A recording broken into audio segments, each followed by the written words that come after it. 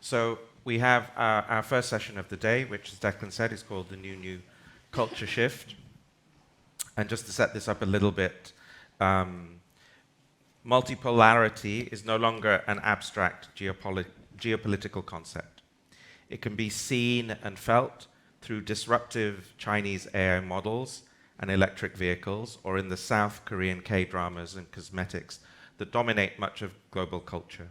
What do these ruptures say about new centers and the axis shift in power, perception, and persuasion?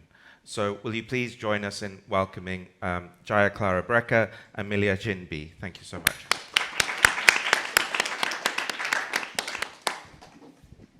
Okay, first we've got Milia presenting. Milia Xin Bi is a curator and writer based between Manchester and Shanghai, whose curatorial practice explores the intersection of arts, decentralized technologies, and contemporary social subculture. Xin has been part of Cronus Arts Centre since 2017 and is the winner of the Hyundai Blue Prize Art and Tech 2022. And she's going to do a presentation on Chinese digital art post-2008. Thank you, Hannah. Hello, everyone. I'm Milia. I'm very happy to be here today.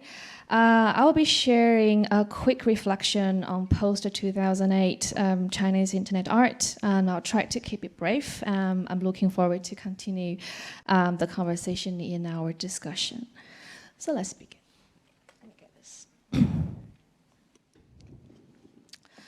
How far are Chinese people from the information highway?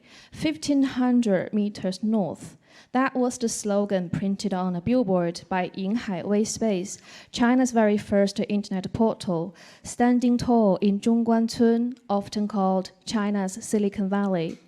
The phrase captured a moment of pure optimism, a kind of sci-fi longing that defined the early days of the Chinese internet, early days of the Chinese internet. And the name Ying Highway is actually the transliteration of Info Highway. And exactly 1,500 meters to the north stood the Ying Highway Science and Education Pavilion, a place where the Chinese public could experience for the first time the thrill of surfing the web. Now on the screen, you can see the contemporary replica of Ying Highway Space. And Ying Highway was the first private company to offer individual internet access and paid services, pioneering a grassroots vision of what the internet could become in China. But that vision soon ran up against a structural power. Their attempt to build an independent physical network, effectively challenging China Telecom's pricing monopoly, ended in failure. And with it, one version of an early open Chinese internet came to a close. Yet the disruption sparked something. It pushed the government to introduce key policy reforms, and by the end of 1997, internet access fees were lowered, and with that, the era of mass connectivity had truly begun. But what went largely unnoticed was this. The fall of Ying Highway quietly marked a turning point.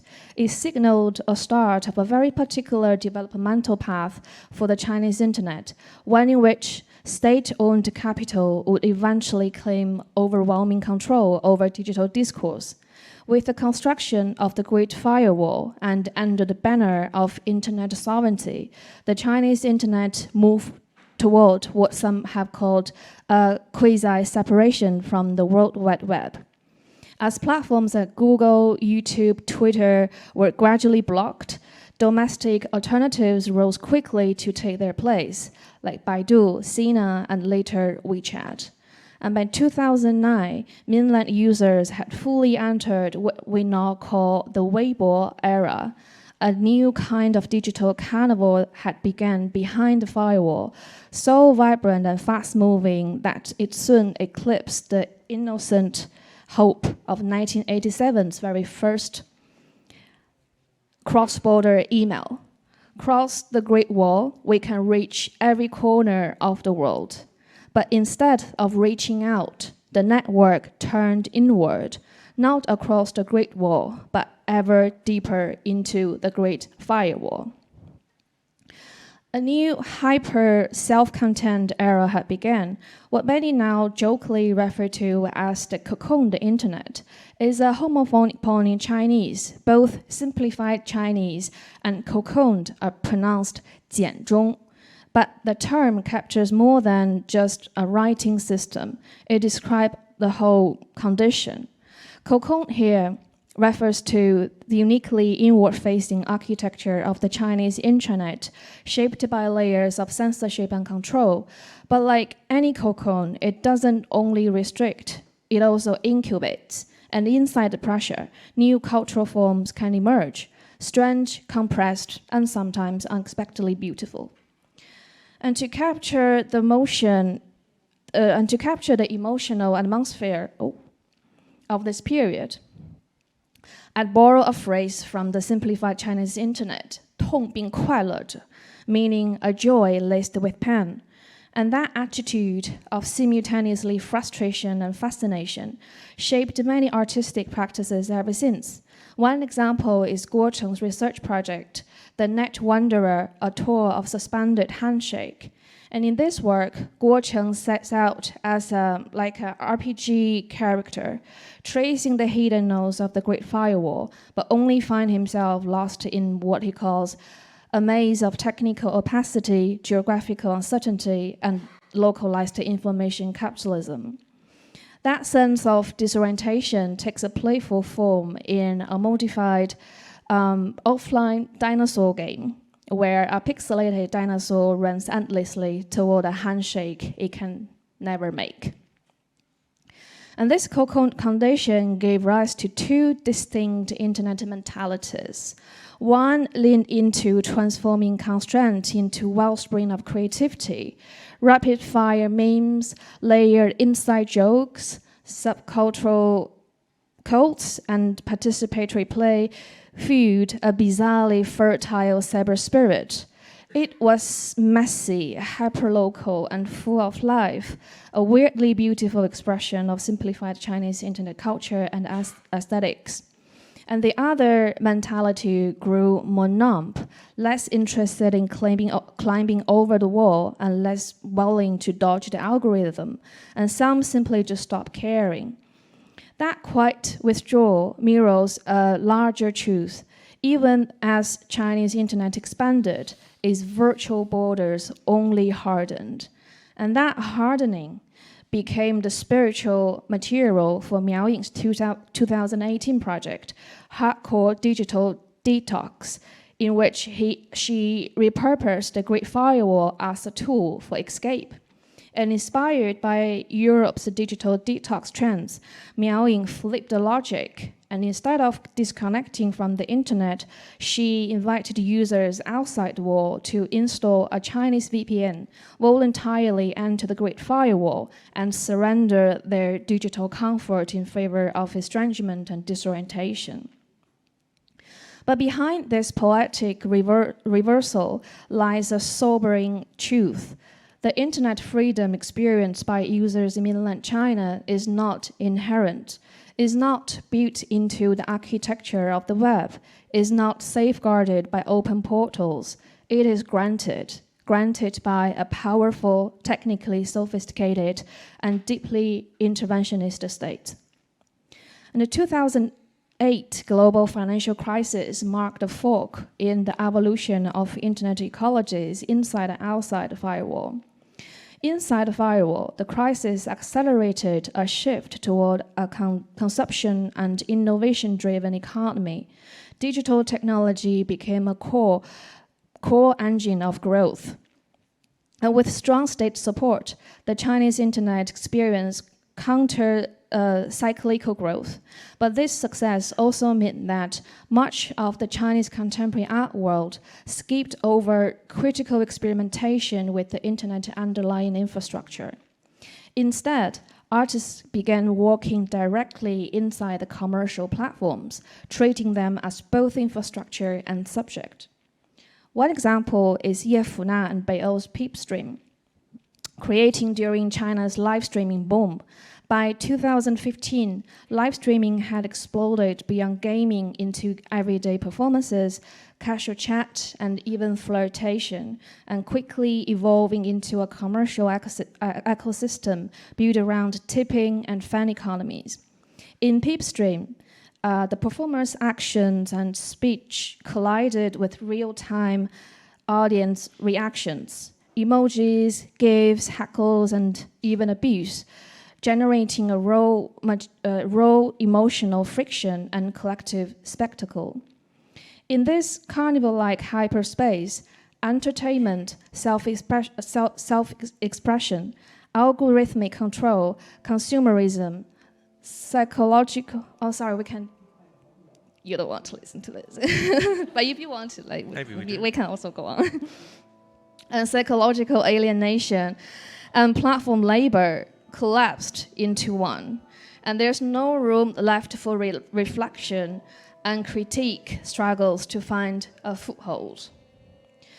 This is also where parody and shanzhai come in, not just as aesthetic strategies, but also as cultural responses to this cocooned condition. On simplified Chinese web, parody often leans towards a kind of cyber nationalism, where sharp critique and political resistance give way to grassroots expression, emotional outbursts, self-deprecating humor, and everyday sarcasm. And this shift is closely tied to the changing demographics of the internet. As major platforms expanded into smaller cities, a broader base of users came online, and with them, 土味 in Chinese, and we can understand as earthy, or sometimes we can also understand it as cringe content, emerged as one of the most vital forces in Chinese internet culture. And fueling this surge, in part, is the logic of shanzhai, a mode of production that blends copying and creativity. Okay. It's not about orthodoxy, it's about function and use. And this bottom-up pragmatism allows creators to subvert dominant technologies and narratives, bending them into something strange, local, and alive. And in this way, shanzhai and parody form a feedback loop, constantly reshaping one another. And I can come back to this point in our discussion later. Now let's fast forward to 2020. When the pandemic hit, something shifted. The internet, once a silent infrastructure shaped everyday life from the background, suddenly stepped into the foreground. It was no longer just a tool, it became a condition, a new normal. By 2021, as the Bitcoin prices soared, blockchain, NFTs, and the metaverse dominated the public imagination. The narrative of Web 3.0, a decentralization dream, or perhaps a mirage, quickly took hold. But the crack soon began to show. In the cultural field, especially among artists and critics, concerns surfaced around the environmental cost of proof of work, blockchain's notoriously energy-intensive mechanism. And in mainland China, the enthusiasm faded for different reasons. As regulation tightened, capital withdrawal, the broader hype deflated, and the topic gradually slipped from the view.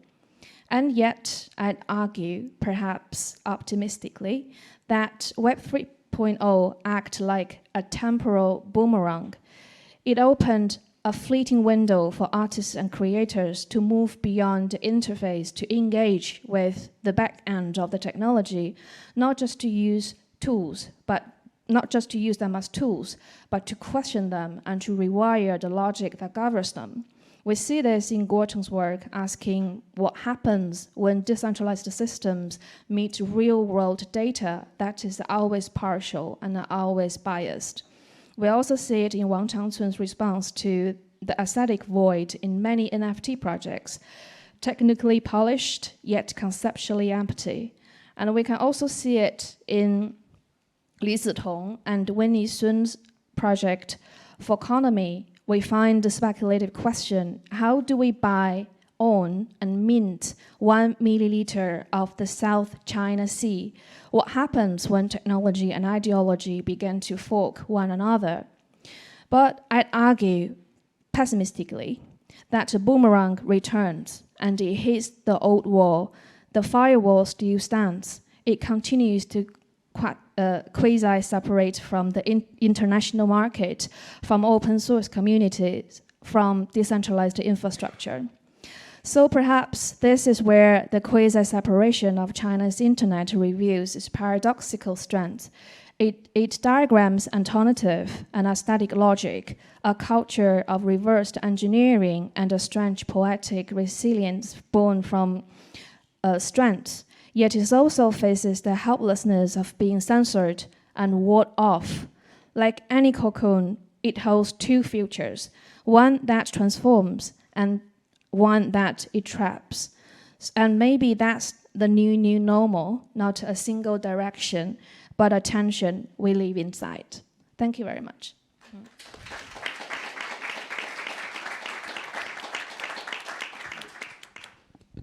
Thank you, Milia. Actually, can I just ask you a question, please, about where were you in your own biography in 2008 when these things were happening?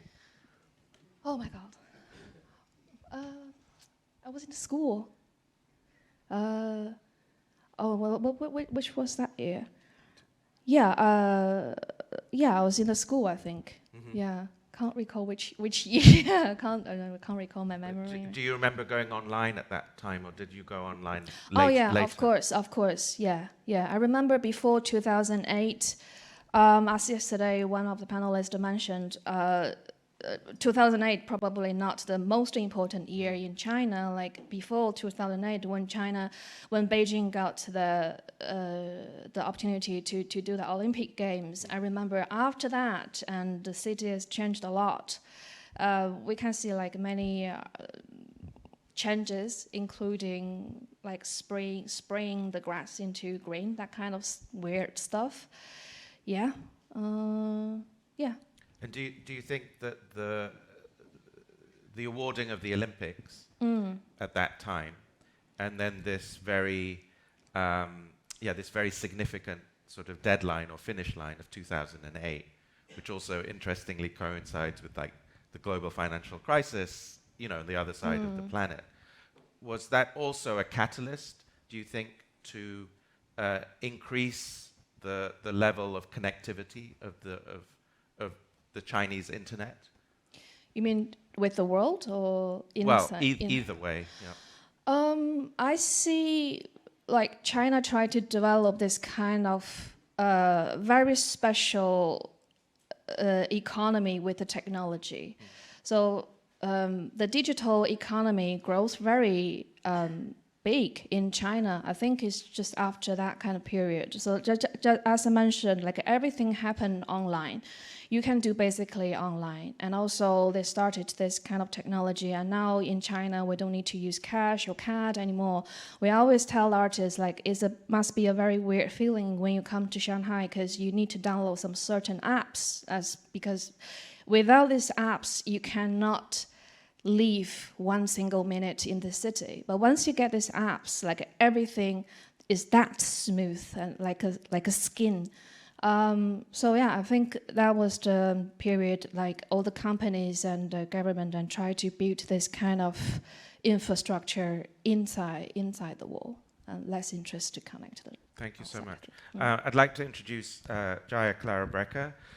Jaya was awarded a PhD in the field of digital geography from Durham University, UK, spent the last 15 years working on the meaning-making and political economies of emerging technologies in theory and in practice. She's currently Chief Strategy Officer at NIM, a decentralized platform that inverts the principle of AI to provide unprecedented security for internet traffic in transit. It's not Jaya's first time here at the Global Art Forum. I had the pleasure of inviting her back in 2018 in an edition that we called I'm Not a Robot, which looked at AI but trying to not use the term actually, rather looking at forces of automation, because I think that's often what's behind a lot of AI. And you know, Jaya did an incredible job then in terms of, I think, educating an audience who had never heard of blockchain and crypto and these things that have become, in a way, so much more mainstreamed and memed and meme coined. But we decided that there was nobody better today than Jaya to sort of bring us up to speed in terms of what has happened, not just in the last 7 years, but in a sense over the last 20 years, in terms of these kind of shifts of the concentrations of power and how technology, in many ways, one could argue, is simply a synonym for the word power. So will you please join me in welcoming Jaya Klara Brekke? Thank you. Thank you, Shumon, for that introduction, and thank you also for the invitation to come back after 7 years.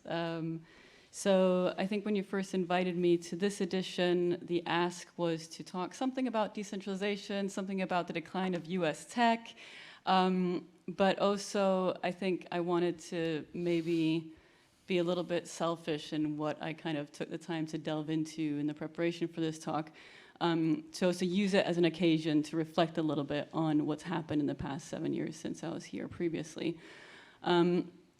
So yeah, a kind of title-ish thing for my talk, New World Disorder. Is this working? There. Yeah, so this was me back in 2018 on the panel with Ben Vickers and Hans Ulrich. And I was at this point talking about the concept of indeterminacy. And I was basically picking up on some latent trends in blockchain technology already then that had to do with this like urge to determine something that is otherwise indeterminate, and to do that through computation and encryption, various cryptographic techniques, and almost kind of in a kind of attempt to replace politics in a sense with technology. So it was this idea that like humans are a little bit too messy, humans can lie. Code doesn't lie, it does what it says. When you write the code, it does exactly what it says it's supposed to do, and so on and so forth. So this idea of kind of technology as being a kind of anchor point in an otherwise world that's way too messy and where humans can't be trusted and human institutions can't be trusted. So these were trends that were already very clear from the kind of early days of blockchain technology.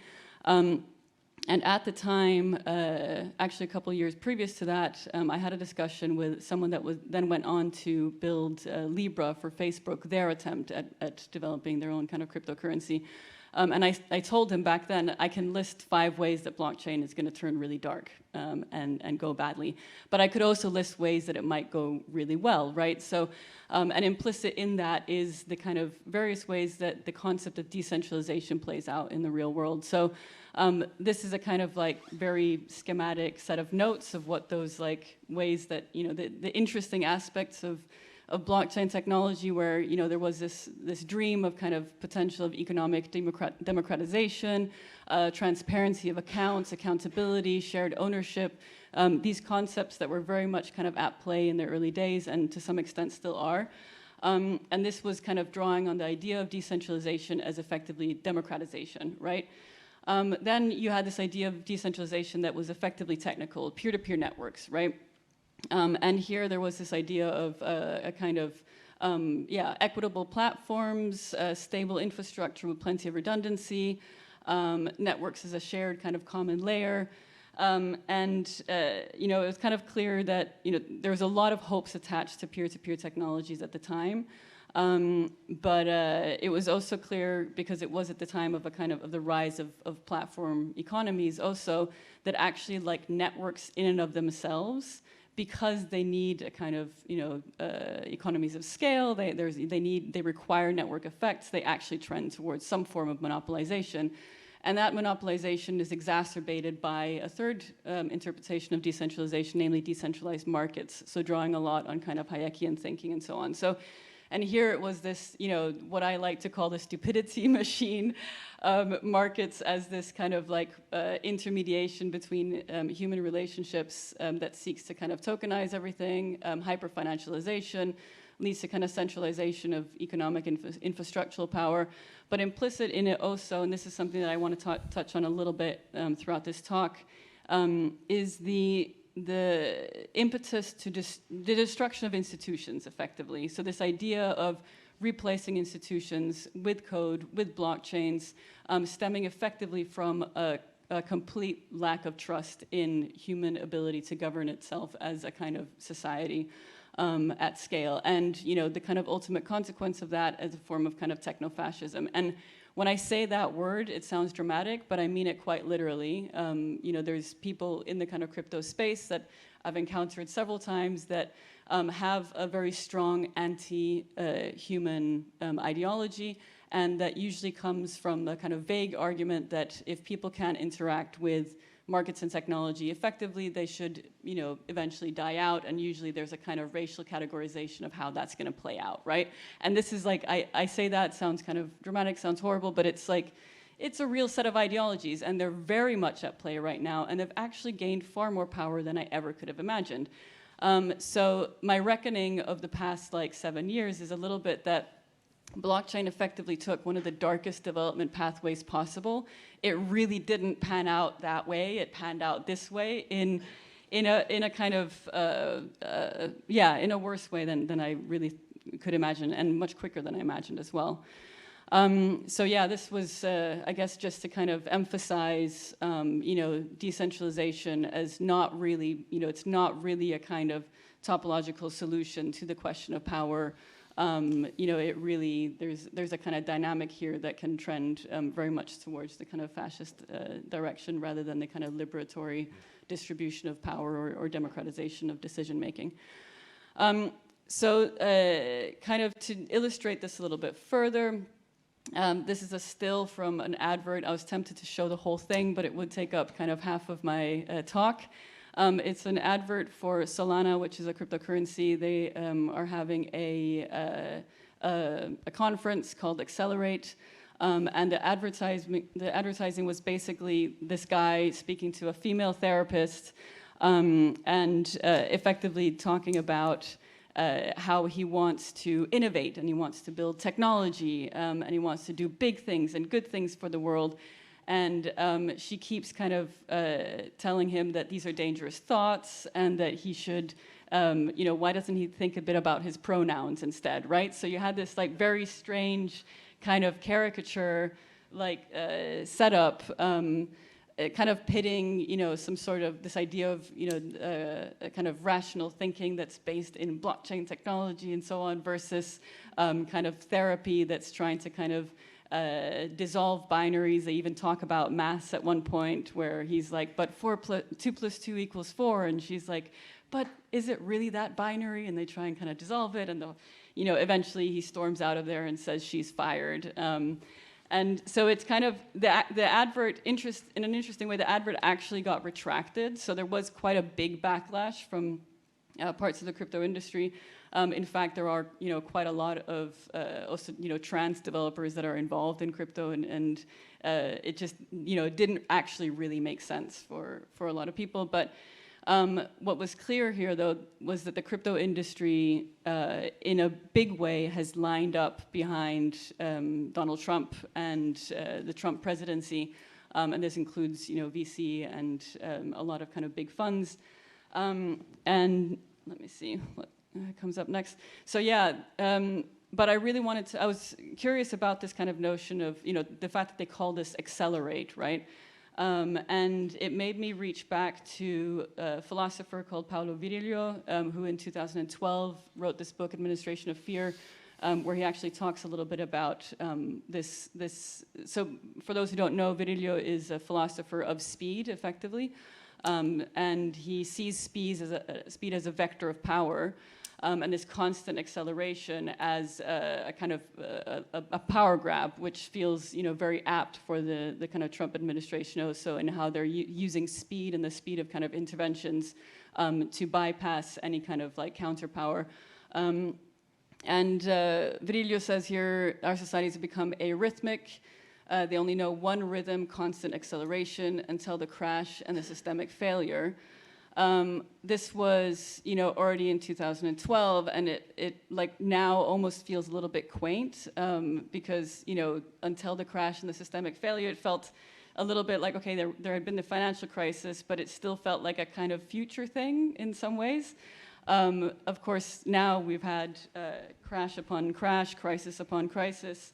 And so like this, Virilio's idea of kind of globalitarianism and, this kind of constant acceleration seems to have actually started to collapse in some form or another. And a specific brand of accelerationism has almost become kind of parochial. So this advert from Solana and the kind of global reaction to Donald Trump is this like, slow kind of sidelining of like what the hell is happening in the US, right? So the US is kind of becoming increasingly parochial, and you can also see it in how, the tech industries in other parts of the world are really waking up to the fact that we need domestic tech. We need the Euro stack. We need the India stack. We need the, so you see this kind of like awakening in a sense to this idea of technological sovereignty. But I would say, there is a but here. The US tech sector, yes, it's extremely ideological, and yes, it's lined up against Trump, but it is still very powerful. We can't just say like it's done, it's over for the US tech dominance. Like recently, I think it was just a few days ago that Palantir and Peter Thiel, they have a kind of new agreement with NATO to provide defense technology. They're moving into, state tech, like across, especially in the UK, but also other parts of Europe. And it's very worrying because, the way that I'm seeing things is like actually the tech industry is, we cannot think about technology as merely a tool to achieve something anymore. It is ideology. It is a specific ideology, and when we integrate these ideologies into institutions and into processes, it is a handing over of power. It is a handing over of infrastructural power at a very large scale. So the fact that, Thiel and Karp and these people are still getting contracts in, Europe is actually like outrageous. Yeah, so... Yeah, sorry, sorry to interject there, yeah, go ahead. Maybe it's useful, because I only realized this actually very recently, that the sort of orthodox definition of fascism, going back to like Mussolini in the 20s, is the moment when corporatism essentially takes over government.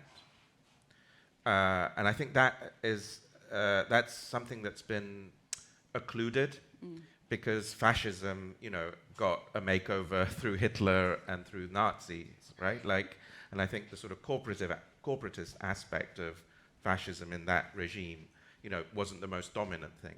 But it's very interesting, to go back to the kind of original definition, which is exactly what we're seeing now. Yeah, absolutely, like 100%, and very self-consciously so as well. Yeah, no, thank you, Shumon.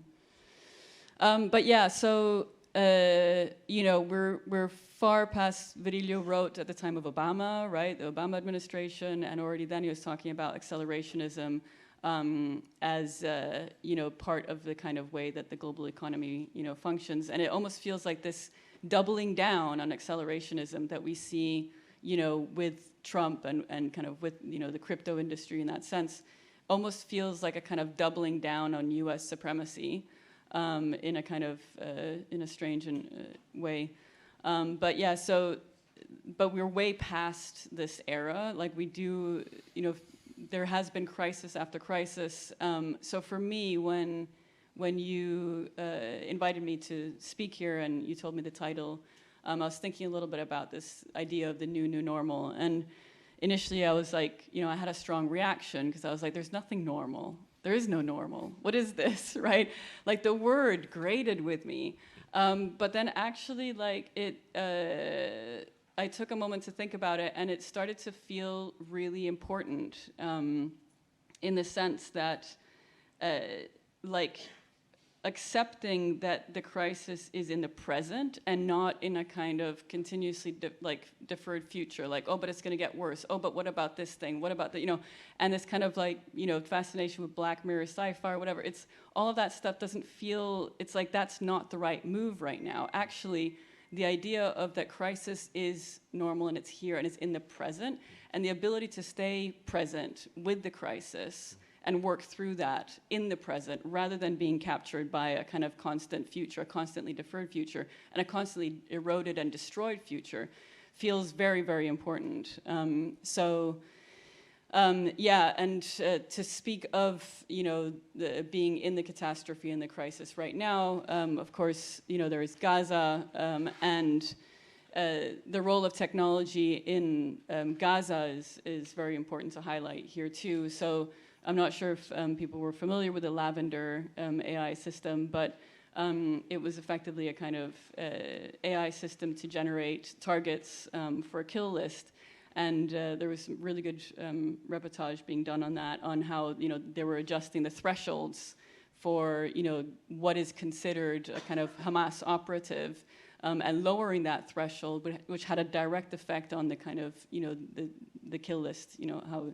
And here it's, I kind of mentioned it also because I think it's important to understand what's going on, like, in the kind of underlying logics of artificial intelligence, where, you know, when we say kind of like thresholds in terms of, you know, generating kill lists, this kind of like generation of kill lists and this kind of like, you know, predictive algorithms and generative algorithms, you know, it's almost like from a kind of, from the machine perspective, it's the same whether it's, you know, a kill list or, you know, or pixels effectively, right? So, and then of course you had this like Studio Ghibli mass ripoff happening, where it just felt like a very strange set of like patterns that were pulsing through society, of having this going on in Gaza at the same time as you have these like, you know, effectively military Twitter accounts generating Ghibli studio images, you know, using AI.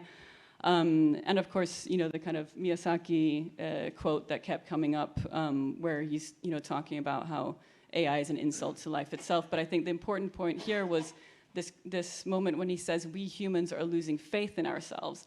And I found that to be very, very interesting in the context of the kind of ideological trends that I was seeing in blockchain technology, and that's very much present in AI as well, that has to do with a kind of complete destruction of faith in human beings. Sorry, Jaya, just like... I'm wrapping up now. Actually, maybe I'll wrap up there. Should I just wrap up there? We'll wrap up on Ghibli genocide. I think it's a really good place to wrap up. We've got about, we'll go on a little bit, but we've got about 7 minutes left. Okay. I think we just obviously love to pick. Do you have something you'd like to start with? Yeah, thank you for that, Jaya. That was really interesting. My first question is to Milia, and I was thinking about when you were speaking about the whole theatrics of the TikTok ban that hasn't happened but was being threatened, and this idea of the US government essentially between the lines wanting TikTok to be banned because there was so much pro-Palestine content on there, and this idea of keeping something out. And I was thinking about that in relation to the Great Firewall. And was the Great Firewall, or is the Great Firewall, is it predominantly to keep things out, or is it predominantly to keep things in? Thank you for the question. Yeah, I think it's a little bit both. Or maybe a simple answer to that question is, at the beginning, the Great Firewall, that main function was to keep information out. You can basically tell from the name, the Great Firewall is a play on the Great Wall, which is a structure built to defend against the outside threats. But over time, the Great Firewall, or maybe we can also say this cocooned situation, also kind of like cultivated this soil for digital economy to growth. So now something maybe the capital is difficult to go out. So they are blocking there, but blocking different things. And I also want to say that the Great Firewall is actually not a perfect wall. It is not like completely sealed. It's not like solid. And it, like any architecture, it has portals. It has like edges, and it has the cracks. Whether you can pass through it. It depends on what kind of tools you're using, what kind of tactics you have, and most importantly, what kind of motivation you have. And I see this kind of internalized the Great Wall, and that's something made me think very sad, is this kind of Great Firewall is not only a structure there in the reality, but it's kind of become a living being inside people. And when you live comfortably inside this cocoon situation, then when you see someone try to break the wall, and you see them as a threat, and you try to defend the wall, not from the loyalty to the nation, probably just don't want to change the stability that the reality you live in. So that's kind of something I think is quite frightening. And just one last question to Jaya before we have to wrap this up. Let's go back to this, this story of centralization and decentralization, because I think there's something there. Like you said, there would be, it seems to me, let's say in the white paper of Satoshi, in the founding of Bitcoin. It's a response to the financial crisis at the time. It's a response to the kind of violence of financialization, of the banks getting away with it, etc. The average person losing out, etc. This notion of having to invent a new global monetary system that could sit and exist outside of national monetary systems. And that, it seems to me, and this notion of not your wallet, not your keys kind of stuff. No, so a lot of this relates to notions of the sovereign individual, right? Which and that's a sort of interesting thing, because the sovereign individual could either be, it seems to me, at different times it's coded either almost from a sort of socialist sort of perspective, or from an extremely libertarianist. Is there a way in which we sort of see, the fate of politics post 1991, post sort of Soviet collapse, where the sort of struggle, and then the utter sort of debasement of the terms left and right, and centrism, which we saw in the 90s. Is there a way in which that story can actually be told through the sort of battle over who owns the notion of decentralization, politically speaking, as it were? I mean, short, yes, I think it actually can and probably should. I would say it's unfortunate. Another thing I've been grappling with a little bit, understanding why blockchain has turned out the way that it has. There was a book that was written by David Columbia, early days, that was called, Bitcoin as Right-Wing Extremism, talking about the monetary theory underlying Bitcoin. And it was a very, very good book, very important, but it only told part of the story, right? It only told that kind of right-wing aspect of the story, and it neglected a huge other history.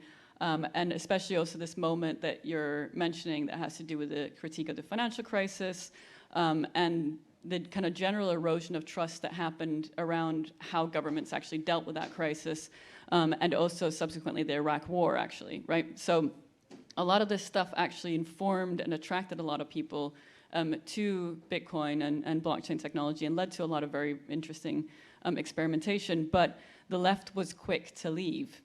And so, to me, I'm also wondering if that's one of the kind of issues here, is that when it comes to, the left used to be very interested in money, economics, and technology.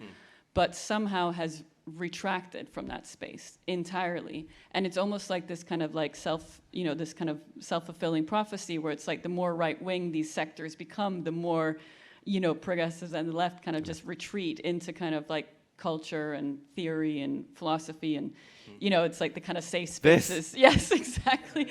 The kind of safe spaces.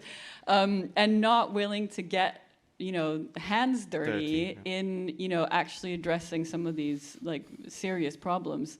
And so I think that's kind of a big part of the problem. And you're starting to see now there is definitely more and more interesting thinking happening in more the kind of traditional economics and finance. A lot of progressives are moving into that space in the context of the climate crisis.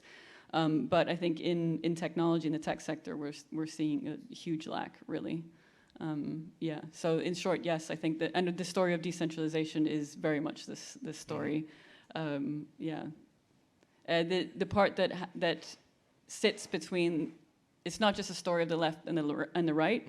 The part that I've been trying to flesh out in my work is the part that has to do with the tech itself, and the fact that the technology also is giving rise to a new form of ideology and a new form of what Venkatesh was mentioning as kind of magical thinking that transcends the left and the right, but transcends it in a way that becomes ideology/religion, in a way that is that pits humans versus machines in a kind of weird schematic that is never really true, and it also detaches itself from empiricism. So you have like people like Curtis Yarvin that talk about first principles rather than empiricism, this sort of thing where it's, it becomes this like really magical thinking, kind of strange, So that I think there's something important happening in the tech space that's not about the left or the right. The right and the kind of fascist trends are definitely capturing that, but it's also about a kind of a mistrust of the human and a pitting of the human versus the machine that has attached itself to somehow the decline of kind of US supremacy. And I think that's a very US specific thing that spills over into Europe. But probably there's a lot more interesting things happening elsewhere, and that's going to help us. Amazing. Just before we thank Milia and Jaya, if we could ask a quick stage revolving. We'll ask the three of you to go down and Lawrence to come up next. But a round of applause to Milia and to Jaya. Thank you so much.